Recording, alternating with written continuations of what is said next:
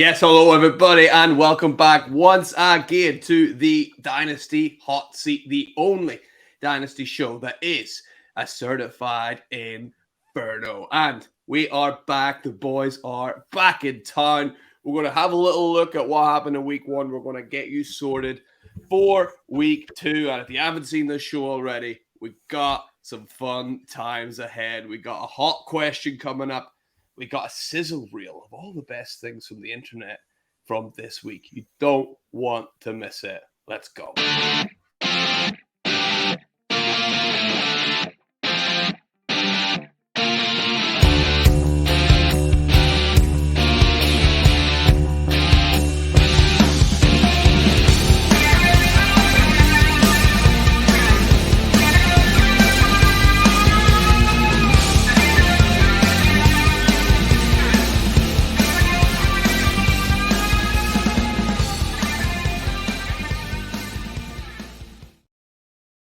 Oh, I tell you what, mate, we're going to have to start releasing the footage of what we do when the credits are rolling, because the air guitaring, never seen any better in my life. 100%. I'm waiting for the last one of the season where you go, this week sizzles, and it's just going to be clips of me air guitaring in my bedroom. Oh, I wish I could somehow find a way to do that. I'll have a think actually for next time coming up. But Paul, mate, how you doing? Do you enjoy week one of NFL football? We were back. Oh man, it's so nice to have football back, isn't it? It's so nice to have football back, and it just, mate, it was amazing. Absolutely amazing. So much drama, so much talking points, so much things happen, everything.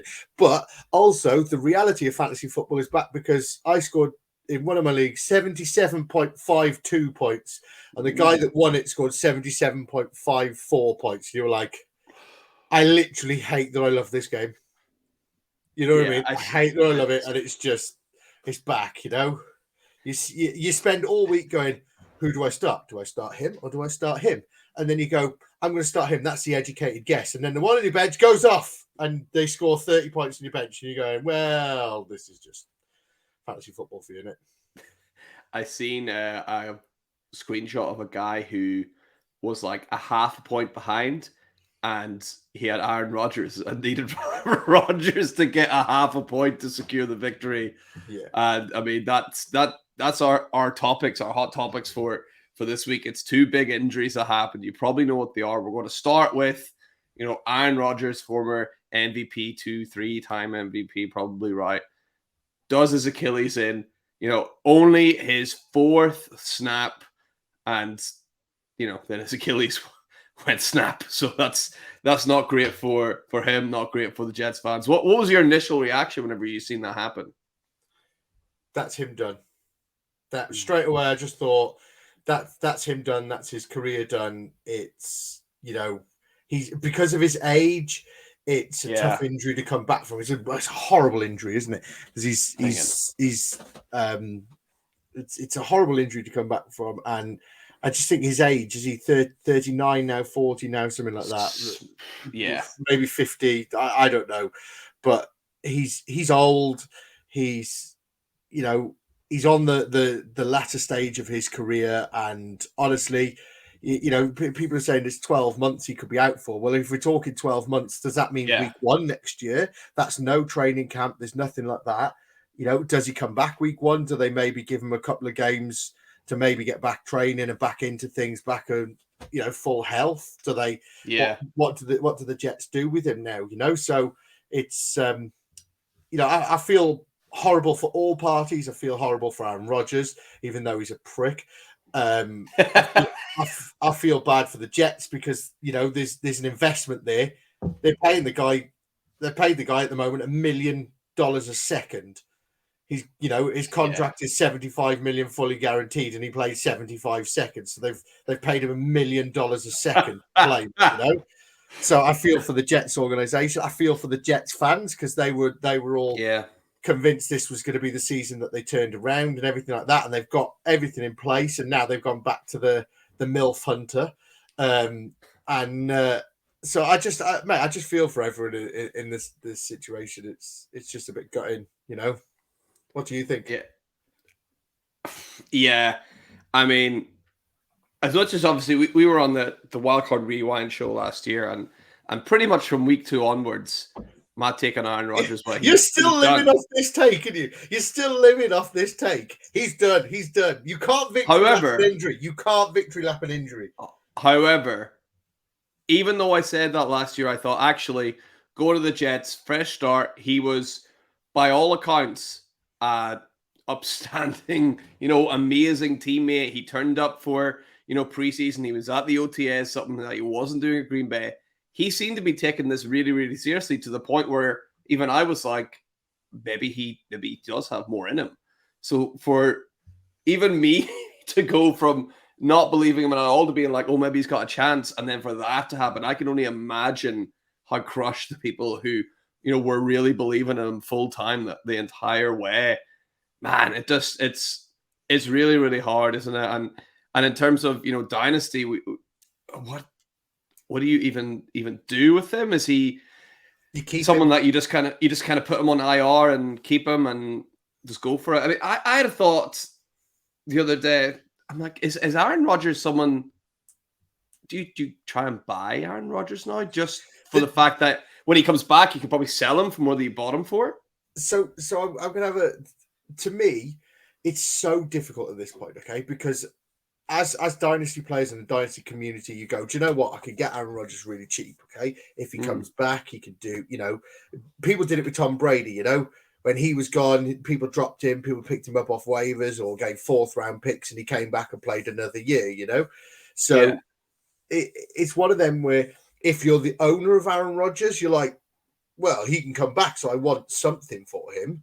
And if you're the buyer of Aaron Rodgers, you go, well, I want to give you peanuts for him, mate, because he could be career over. I don't want to pay for him. So it's such a horrible, it's so difficult to find that happy medium sort of area. So to me, I think if you're the owner, you keep him.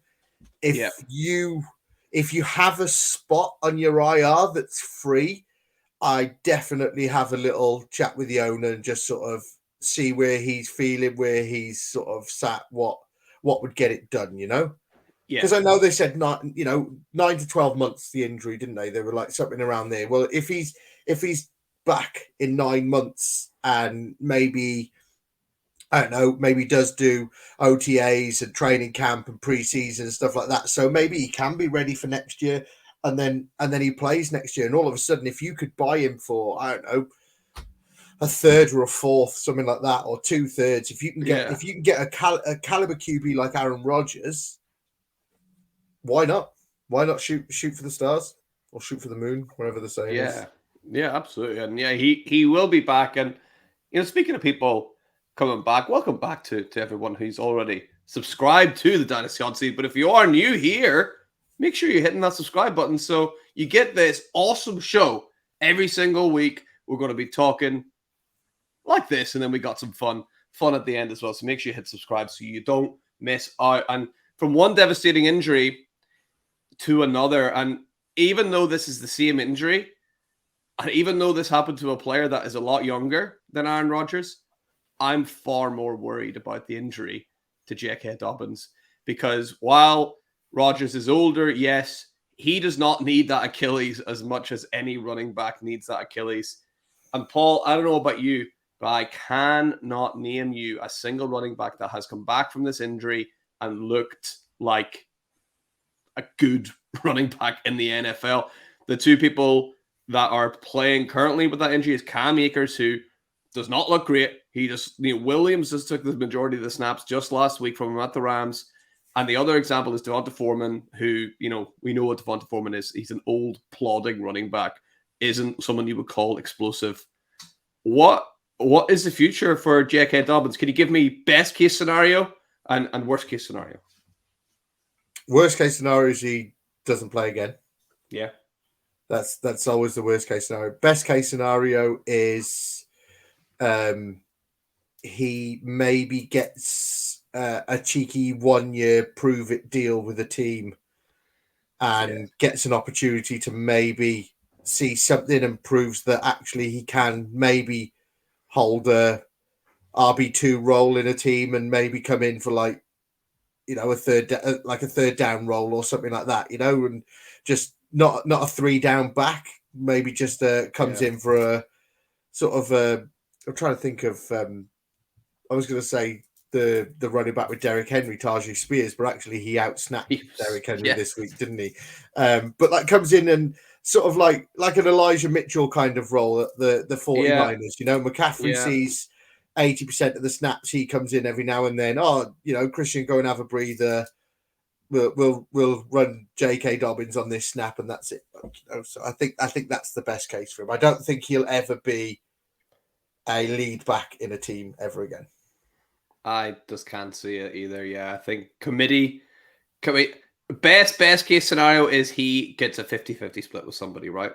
And even then, is he going to be explosive enough to sustain that, or is he going to get overtaken? Because, I mean, even though he's only 24 isn't exactly young in terms of a running back, and also he's coming into his 5th year in the NFL now. So, man, it's hard. It's so hard. I'm gutted. So don't get me wrong. I hope that he can recover and get back and be a full third down running back and everything like that. I can't see it, but for his sake, and especially, mate, he's dedicated his life to American football. And he's still on a rookie contract. So this is the time where he'd get his payday, his paycheck. I'm not saying he's going to be the McCaffrey, Ezekiel Elliott, Saquon Barkley, these type of paychecks that they're getting. But if he could get, a $7 million a year contract and a 3-year contract or something like that and made a good chunk, don't get me wrong, he's probably earned a fair whack now, but I think this year he's only on 1.1 million or something this year, isn't he? Because of his rookie deal. So, for somebody that's dedicated their whole life to American football and done everything he can to be the best that he could be and get drafted to the NFL, to only actually play 23 games, I think, in his career so far because of injuries and everything like that. He's only actually played one full season, and you're just like, nobody's going to pay the poor kid now. No, I just looking for money as well. I hope he's got like a business degree to fall back on or something. Yeah, I know. Yeah, you really got to hope so for him, but yeah, it's unfortunate, especially for me. J.K. Dobbins, my most owned player in Dynasty. Absolutely, I thought I was doing everything right. I picked him up for cheaper with the previous injury. His value had skyrocketed coming into the season. He was, odds on to be a running back one. And now, he's never going to hit especially with everything I've drafted this year. Yeah. I have so much JK because it was, if you went wide receiver heavy, JK was falling down the boards that you could go wide receiver, and then take a running back, and J.K. Dobbins was there. So I've built so many teams like that. So, you can't. If we could all predict the future, we'd all be fucking good at this, wouldn't we? Yeah, exactly. You're right. It's one of those things. We just got to move on. So let's move on from those bad news injuries, and we'll move into week 2, shall we? And just like last week, we've each got someone that we think you should be starting, someone that we think you should be sitting, and a little bit about why. So, Paul, we'll go first with the starts. Who's someone you're like, odds on, let's start this player? And we're not going to go for like an obby. We're not going to be like, guys, you need to start Christian McCaffrey. Like, we're not going to give those like lukewarm takes. Like, you don't like Paul, right? Yeah. So I'm not a fan. I'm not a fan of them. Oh yeah, start Justin Jefferson. Well, don't start Justin Jefferson this week because he's got a really, really tough matchup against the Eagles, isn't he? So, but like, I don't want to sit here and be like that. So my start this week is going to be from the 0-1 Kansas City Chiefs. I said it last week, didn't I? I said it in the show last week. You're going to lose, and you lost. But that's Rashee Rice, mate. Rashee Rice for the Kansas City Chiefs. Okay. I think the Chiefs were a bit 6s and 7s last week. They were a bit all over the place. Andy Reid has given them a massive bollocking. Mm-hmm. And he's put them all right, and he's going to be a bit different on how he approaches things. He's not going to throw the ball to Kadarius Toney because he obviously doesn't want to play wide receiver. So I think Rashee Rice is going to maybe see a few more targets and a few more plays this time, and I think he's going to be a solid little flex play this week. And I think that game's going to be a bit of a shootout. I like it. Yeah, I'd love to see Rashee Rice step up a little bit. He obviously scored that touchdown and looked pretty good. Looked bigger than I thought. Actually, looked like quite a big unit. So yeah, I'd love obviously Rashee Rice to go off. And mine is maybe I don't know if I'm overthinking it here, Paul. Oh, somebody against the Cards. Let me guess. No, but that's usually it's. I'm going to go with wide receiver Jahan Dotson. Now he plays over at the Commanders, obviously, and the reason I'm going for him is Commanders are going up against the Denver Broncos, which doesn't sound like the most formidable of things, but they do have one of the more formidable weapons in the NFL with Patrick Surtain. Patrick Surtain, I think, will be on Terry McLaurin like white on rice. He's not going to be able to get much separation away from Pat Surtain, one of the best cornerbacks, if not the best cornerback in the NFL at the moment. So I think Sam Howell is going to be looking for Jahan Dotson, who's going to have a much easier time getting separation, getting open. He's already a red zone threat. The only caveat with this is Sam Howell didn't look great last week, but neither did the Broncos. So hopefully Jahan Dotson will have more opportunities for a better target share this week and have a pretty big game. I hope so, because I genuinely have quite a lot of Jahan Dotson shares. So I really hope you're right. I really hope you're right. Yeah. Who's your sit this week then, Mads? Who's your sit? I'm going to go, maybe controversial, but I just feel like this is standard procedure for the way this team plays. I'm looking at, apart from the obvious people, I'm not starting very many Cowboys players this week. I know they just went and smashed the Giants 40-0. You know, Dak Prescott completed less passes than Desmond Ridder last week. Who are you sitting? You can't sit CeeDee Lamb. He's too good, right? Okay. But you can sit Tony Pollard, I think. If you have enough depth, I wouldn't be shocked to see Tony Pollard and the Dallas Cowboys just go out and really struggle next week. Dak Prescott, if you have a third quarterback, maybe think about giving him a little sit as well. I just have, you know what? I don't have any stats to back it up, Paul. I've got a gut feeling that the Jets are going to show up and surprise the Cowboys.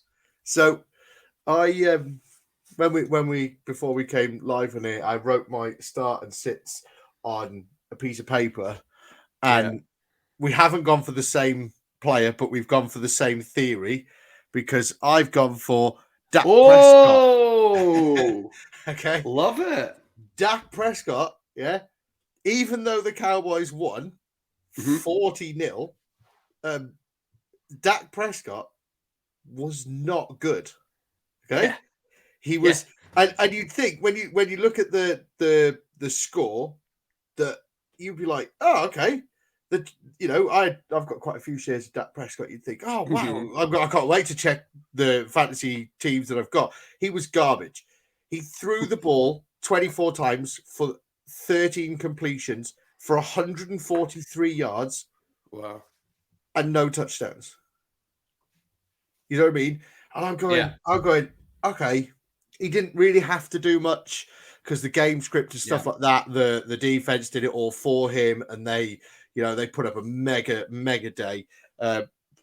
But he's playing the Jets, and that Jets defense, what did they keep Josh Allen to? Because Allen didn't have a good week either last week, did he? No.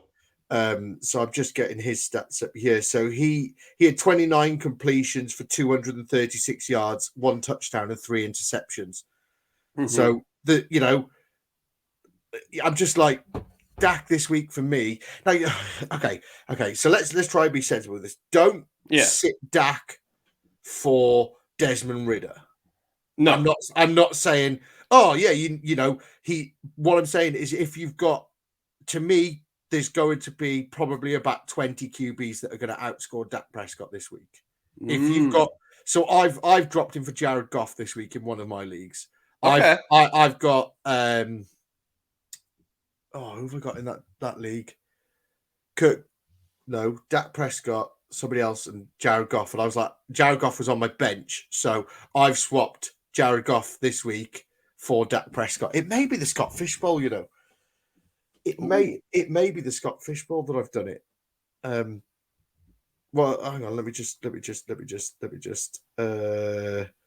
So I got Justin Herbert, Jared Goff and Dak Prescott in Scott Fishbowl, and I've put Jared Goff in and benched Dak Prescott. Jared Goff at the Seahawks, I'm all over that.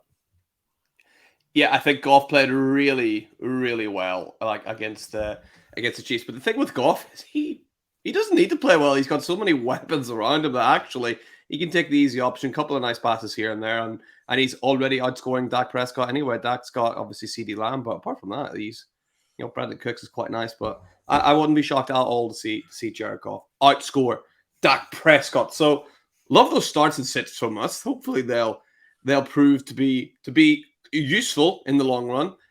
We're going to move on now. We got the hot question of the week. I went first last week, so Paul, I'll let you kick it off. What is your hot question? So I've got a couple, so I'll throw one out there. You can answer it. It's not going to take long to answer. I'll tell you what, okay. I'll just throw both out there now. So my first question is, who has more completions to Jet players, Aaron Rodgers or Josh Allen? Who has more completions to Jets players? Yeah. Who's thrown the ball to a Jets player and it's been caught more times, Aaron Rodgers or Josh Allen? Well, surely the amount of times Rodgers has played the Jets for Green Bay has Rodgers. No, okay, this season then. Oh, this season? That'll be Josh Allen. Yeah, Josh Allen has more completions to a Jets player this season than Aaron Rodgers does. Wow. Yeah, and my second question is, my second thing, this is more of a point.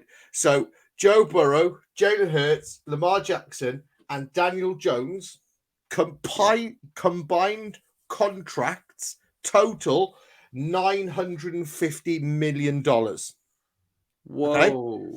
This week, they combined for how many touchdowns? Please be like 0. 1.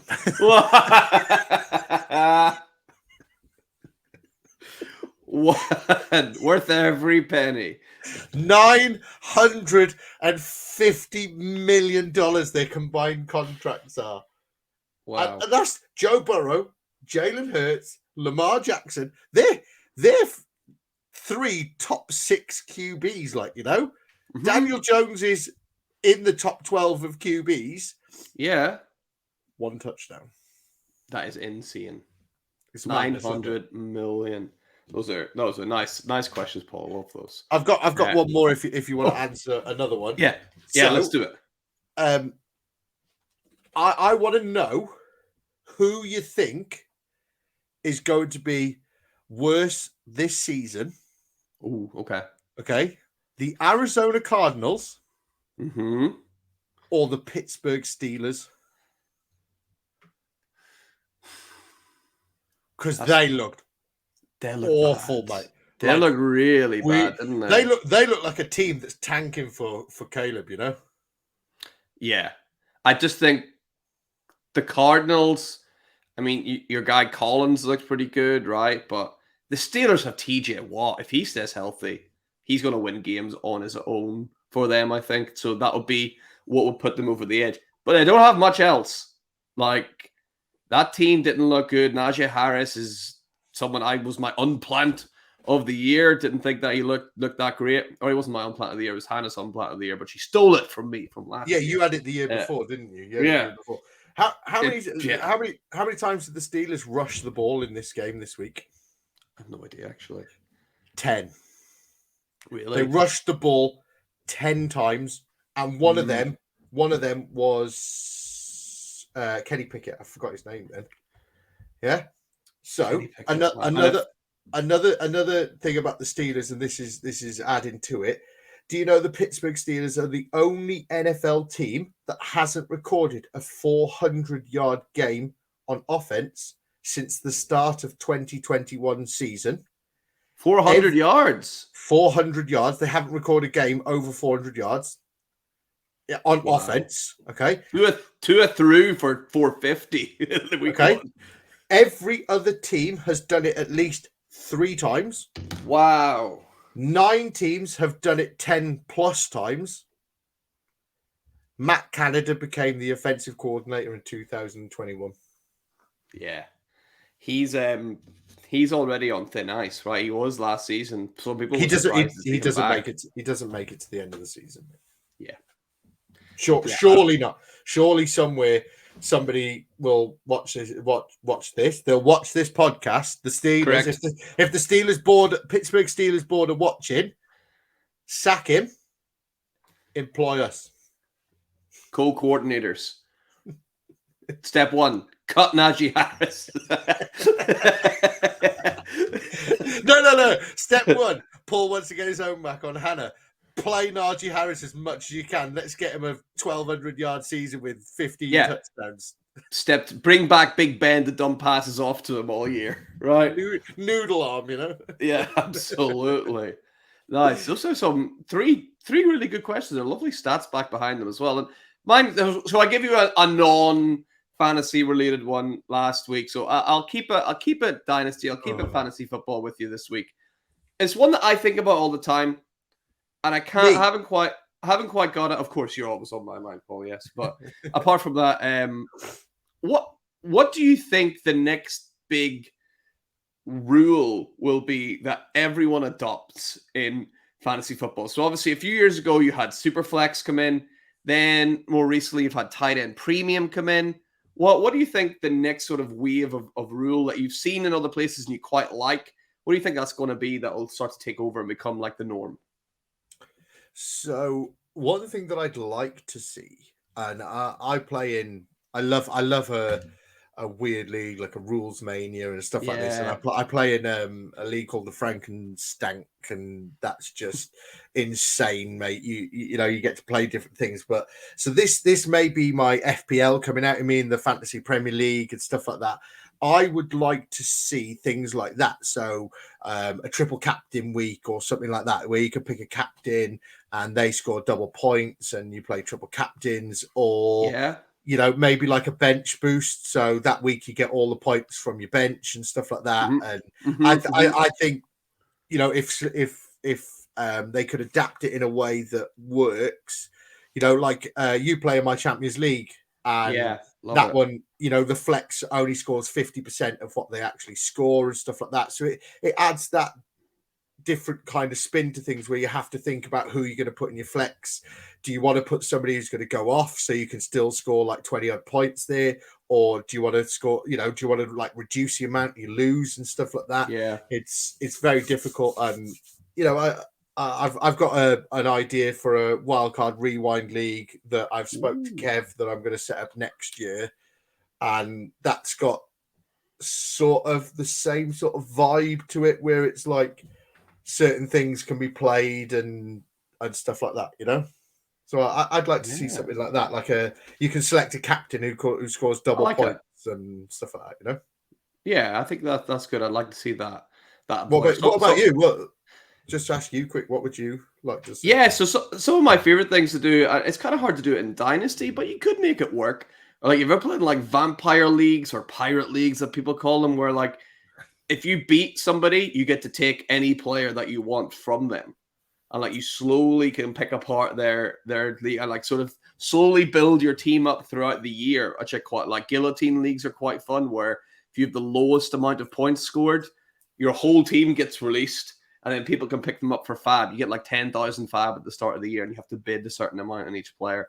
I like stuff like that, but a bit harder to sustain in Dynasty, but I'm sure there's a way, right? Yeah, so that Frankenstein league that I play in is Titles to Titles. That's their podcast. So that I play in that one. So what they do is it's all like a horror theme and stuff like this, and they've got different cards. So you have to draft these cards. So basically you draft these cards, and I drafted a card that was the Rumpelstiltskin. Now that you have to, don't get me wrong, this league has a lot of bylaws and maintenance and stuff like that, and you have to be on top of it. So basically, it's like a vampire league. So if you win, you get to steal a player. But this card that I've got protects one of my players. So if I lose, so I've got Lamar Jackson. So last week I used him to protect Lamar Jackson. So if I'd have lost and the guy that I lost to went, I want to take Lamar Jackson, they'd go, no, he's protected. I now get to steal a player from them. Oh, it's like Yu-Gi-Oh! Right? Yeah, Like, this is like, I'll shoot you. Yeah. but like this, there's so many other cards like the Invisible Man. So the Invisible Man, you can swap players from your opponent's team. So if they set their lineup on a Thursday night, if they, I don't know, say they've got Jalen Hurts playing, I don't know, say Jalen Hurts was playing against the Cardinals and he was going to absolutely fucking rip them apart. The Invisible Man then could go, I'm going to take Jalen Hurts and put him on your bench and start this player, and then you have to leave your team like that and stuff like this. And it's a wicked league, but it's obviously a lot of work throughout the season. Yeah. If you're a degenerate like most of us, and we've got hundreds of leagues, it is a lot of work and whatnot, you know. Yeah, absolutely. And actually, one thing I just thought of as well that I would like to see happen for leagues that still have kickers. I mean, fuck off, right? Get rid of them. I think it's 90% luck. Hang on, did you just tell Scott Fishbowl to fuck off? Well, no, he changes it a little bit at least. I like that they've actually thought about it. So, like, Justin Tucker will be the best kicker because he has the best kicking rate. He kicks from the furthest distance. And they've actually thought about, like, adding on different things. But your standard, you get this for a kick and this for a 1-point conversion. That's so boring. Leagues that play just straight defenses as well, I think we can do better than that. I'd actually prefer to have 2 to 3 IDP players replace the defenses on as a whole. I think that really brings an extra layer to each league. Have you ever done that before? Yeah, I play in the BFFL, the British Fantasy Football League, and you have 3 of each. 3. Hang on, I'm just trying to get my league up now. Where is it? There. So you have 2 defensive linemen, 3 linebackers, 3 defensive backs, and 1 flex. Love it. So you have 9 defensive players, but they have kickers as well. But kickers are people as well. They have lives. They want to be picked. Yeah. If you got the nice rules attached to it, I'm okay with it. But if you're just lazy with them and just have them in because you've always had them there, nah, we need to change it, I think. So, Paul, that brings us to the end of our hot question segment, and this is the one I look forward to this bit the most. This is my favorite part of the show. It's the sizzle reel where we react to the best and worst from the internet this week. So let's have a little look at what I got for you this week, Paul. So we're starting off. Where else are we going to start than some highlights from, this week's action? And we're starting off with, do you see this catch from Garrett Wilson? Yeah, the one where he stops the interception. He basically blocks him from intercepting it, doesn't he? There you go. He's blocked it from intercepting and then still manages to catch the ball as well. Unbelievable. I mean, that is a flourishing quarterback receiver link, right? Garrett Wilson knowing Zach Wilson's going to throw a pick, so just putting his hand there, right? He played quarterback there. He looks more of a quarterback than a wide receiver there. He looks like he's doing that, but you may see a few more of them this year with Zach Wilson leading the way. I think you're right. And let's go. What do you think about this high school football play? What about this? Watch this. Hey! Oh, I love a jump over the players. I love them. I think they're amazing. Unbelievable. Now, you may be thinking, wow, look at that kid. He's got a bright future ahead of him, right? Look at this. Looks a bit like a young Bijan Robinson, right? Okay. Where's this going, Max? That's because it was a young Bijan Robinson whenever he was in high school. And, of course, he's all grown up now. And what about this for a first touchdown to score in the NFL. I mean, one of the best touchdowns you're going to see all year, right? Yeah. Shame on the Panthers. Shame on the Panthers. He should have put him down. He should have put him down, and he should have put him down. Three missed tackles. They were mesmerized. He almost does it's almost like a dance move here. Look at this. Ha! Oh, absolutely beautiful. I mean, just absolutely love it. Like Michael Jackson. Yeah, exactly, right? Boom. Are you okay? Are you okay?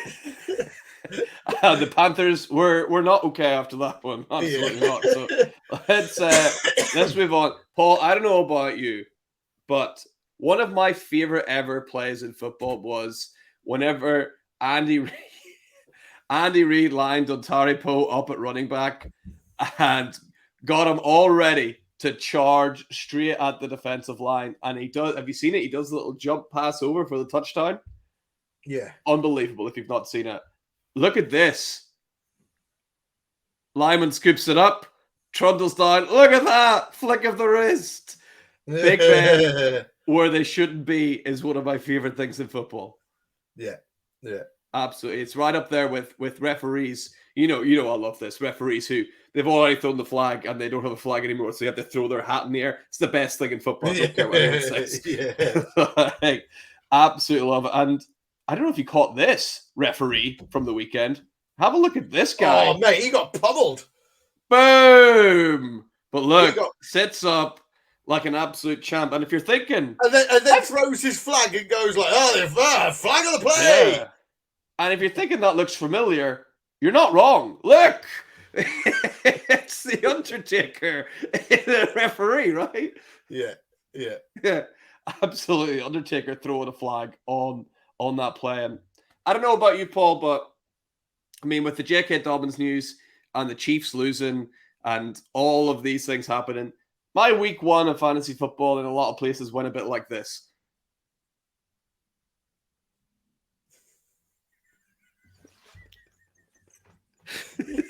Yeah. So for the listeners, somebody falls off a skateboard, flicks a skateboard, then the bike hits the skateboard, and the guy riding the bike ends up in the river with his umbrella. That's about right, yeah.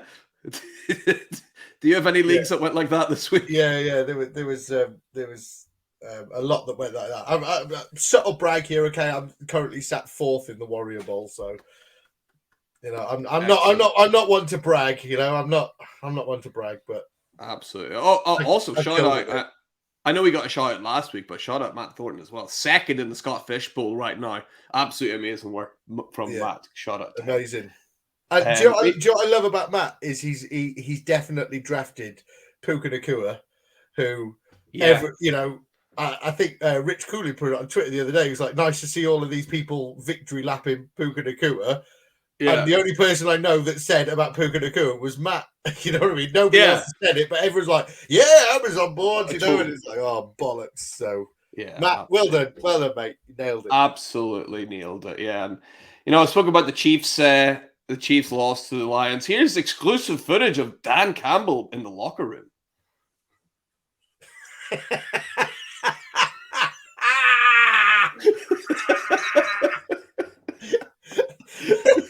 With his big bollocks of steel. Big balls. Going for that. Big mate, punts. I mean, big cojones, mate. I tell you what. Fair play to Dan Campbell. Oh. You know what I mean? Fourth down. Yeah. In your own half against the Chiefs. You know what I mean? You don't want to give the Chiefs the ball in your own half ever. Yeah. And just the bollocks on him. That's like, I mean, what a guy. I can't even be mad because, like, and I know that, love the Lions on that team. And if the Chiefs are going to lose to anyone, I'd lose to the Lions. So hopefully they have a good season. And hey, this is, I don't know if you spotted this, but on the way into New York, there was a message sent before kickoff to all Jet fans from the big guy upstairs. Look at that. Yeah. I did see that. They should have seen it coming, right? This is a lot of Jets fans are saying we signed Aaron Rodgers, and this is what God does to us, you know. Yeah, absolutely. And although Rodgers didn't have obviously the best of games, How awesome was this, Paul? Did you see this? Him running on with the American flag. I did. That's pretty cool, right? Even like obviously we're not American ourselves, but I was very lucky to go to the game in London last year at Tottenham Hotspur Stadium, and you hear the anthem, you see the jets fly over the top, you get the awesome like handshake there with Sauce Gardner. I love it. You kind of get wrapped up in the whole emotion. I can really imagine the fans that were feeling pumped up and ready to go, right? Yeah, so I've been to this stadium as well. It's incredible. Wow. Yeah. I went to watch your Kansas City Chiefs at MetLife. Ooh, nice. It's an incredible stadium, and I'm going to see Ravens, Titans, Spurs next month. Nice, that'll be awesome. Love that handshake with Sauce Gardner as well. Sauce is boss, mate. Sauce is boss. He absolutely is. And hey, have a look. This is actual highlights, on the scene footage of Aaron Rodgers' highlights from the game.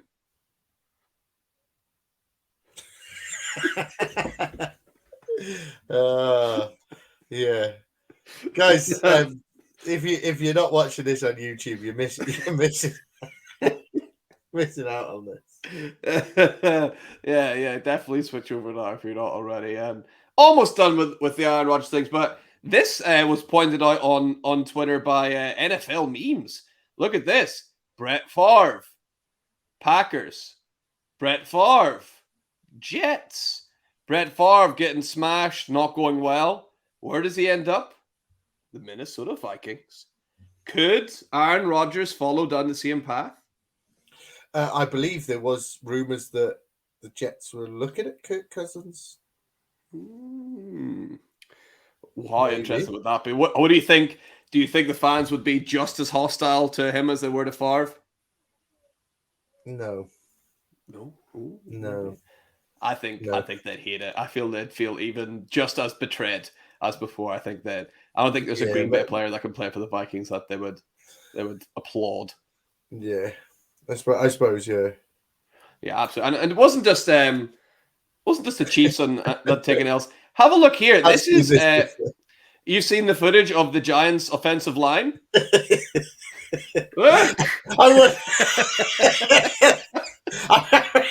I wonder what team you were going to say for this. Yeah, this is about as stern as it gets, right? Look at them. Hopefully they do a bit of a better job next week. You know what? That reminds me of a lollipop lady on the Pelican crossings. You know the ones where you push and they go to red, and then the cars have to stop, and then the lollipop lady walks into the middle and stands there, and you're like, literally, you're not needed right now. Okay, there is no point of you being here whatsoever.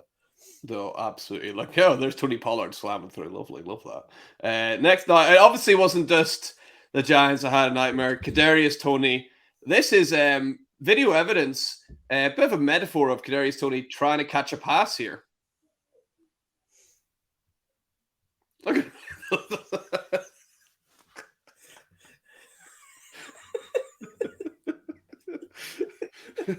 just absolutely terrible job by everybody involved.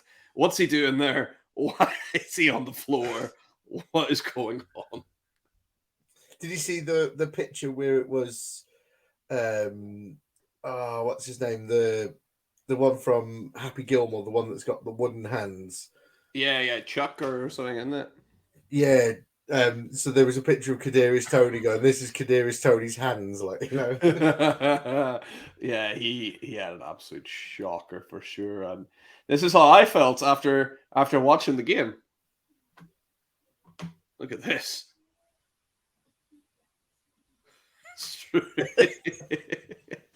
Straight in the bin. Yeah, this is just after any time your team loses, this must feel like just hop right in there. Absolutely. Max, I'd love to see you run like that though. You know, with your little prance, your little hands sticking out. I'd give it a shot. I'd give it a go. Yeah, next UKFFC, right? Mate, no. Next week, I want to see a video of you running like that. Get your missus to film you and do a little run like that, and then just jump onto something.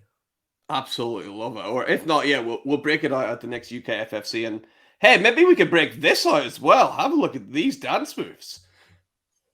Is that Matt? I think that is Matt's new move. Yeah. Is that Look at it go.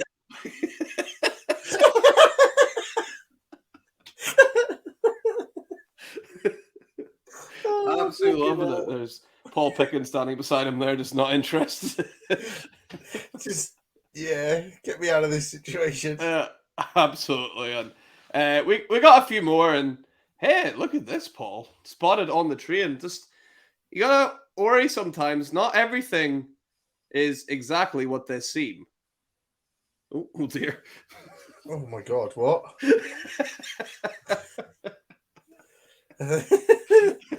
That definitely escalated quickly, didn't it? You know? Yeah, absolutely. You got to be careful in these streets, Paul. You can't be too careful. So sometimes you got to get to the gym, though, right? Stay in shape. I've been trying to go back to the gym, actually, but I mean, sometimes you have all the best intentions in the world, and it just doesn't go your way. What was she? What was she doing? I don't know. What is she trying to pick up the bit that your leg goes up? Yeah, I think so. It's a leg machine. Oh! Yeah, sometimes this is your day, Paul. That's a shame. This is this. Tell me, Paul, wife material? Yes or no? Oh, good girl. Yeah, fair dues. And they got her an hour later. Look. Oh, look, I'm back. Give me a beer. That's where she's divorce material, okay? I'm all for a girl that can neck a beer, but you steal my beer and you're going to be single. Yeah, well, fair play. She's going around the internet. She's known as Beer Girl. Nice and simple, right? I love it. Not a bad time on that pint as well. That's pretty decent, right? Yeah, good effort. Yeah. I got one more sizzle. Should we see if she's free for the UK FFC next year? That's a great idea. I'll send some emails out to my contacts. And one more, Paul. I bought a new cup for around the house. What do you think? I want to see that cup next week. I think it's weird. You have to make eye contact with them while you're. That's probably. I didn't even think of that. That's the worst thing. You got to take a drink and you stare and buzz in the eye. You know. Yeah, exactly. You got to take a big old drink from buzzes. And then all you can think of is to infinity and beyond. It's just sucking on the straw. It's very deadpan. It's here. Yeah. Anyway, that's enough sizzles for the week, and that brings us to the end of the show. That was a little fun, Paul, right? Yeah, man. Yeah. For anyone listening, please go watch the YouTube video. Watch the clips that we see, because it is. I listen to podcasts more than I do anything, but you can't experience the clips without being on YouTube. So check it out. Absolutely, and yeah, if you're here with us till the end, make sure that you've done all that good stuff, hitting that like and that subscribe button, and hey, why not leave a comment underneath as well while you're at it? Just keeps the show ticking along nicely. So that's all we got, Paul. Before we go, do you want to remind everyone where can they catch you online? What are you up to? At Paul_picking on X, or at the Wildcard Rewind on X. Back on Monday. There's only me and Hannah this week. Lewis is on holiday. So hopefully the Bengals lose again, because it brings me so much joy to wind up Hannah. But yeah, come and join us on a Monday night, and join me here next Thursday where we have more banter and sizzles. Absolutely. We'll see you next week, everybody. Remember, for anything Dynasty, you need to know, keep it locked on the Certified Inferno. I will see you next time.